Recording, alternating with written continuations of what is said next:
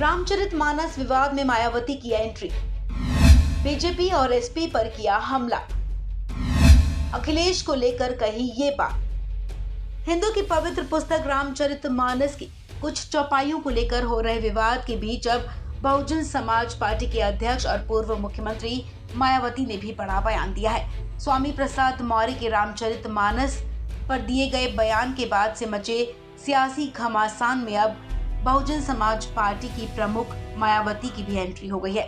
मायावती ने ट्वीट कर रामचरितमानस विवाद को बीजेपी के साथ ही सपा को भी घेरा है। मायावती ने कहा कि बीजेपी की प्रतिक्रिया के बावजूद सपा नेतृत्व की चुप्पी से स्पष्ट है कि इसमें दोनों पार्टियों की मिलीभगत है ताकि आगामी चुनाव में हिंदू मुस्लिम उन्माद पर ध्रुवीकरण किया जा सके। मायावती ने ट्वीट किया।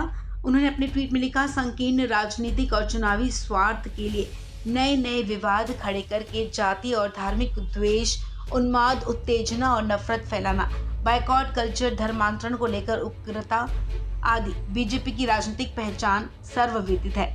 लेकिन रामचरितमानस की आड़ में सपा का वही राजनीतिक रंग रूप दुखद और दुर्भाग्यपूर्ण है।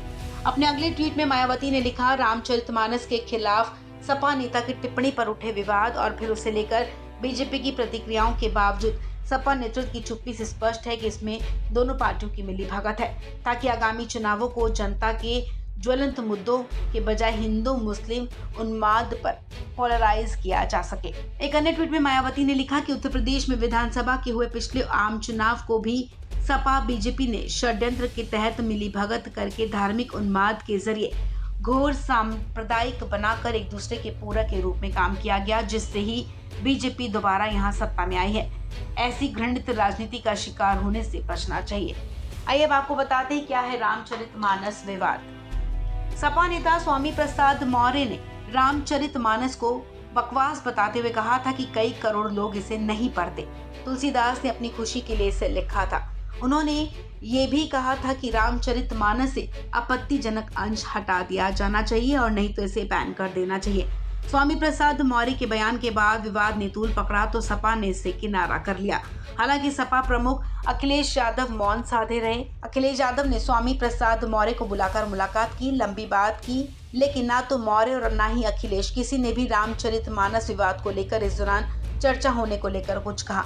इसके ठीक बाद ही समाजवादी पार्टी की राष्ट्रीय कार्यकारिणी का ऐलान हुआ तो स्वामी प्रसाद मौर्य को पार्टी के राष्ट्रीय महासचिव का पद दिया गया, जिसे सियासी गलियारे में रामचरितमानस विवाद के लिए इनाम के तौर पर देखा जा रहा है। स्वामी प्रसाद ने भी अखिलेश की चुप्पी को लेकर कहा था कि मौन स्वीकारोक्ति का लक्षण होता है। इस खबर में फिलहाल इतना ही। तमाम अपडेट्स के लिए आप बने रहें वन इंडिया हिंदी के साथ।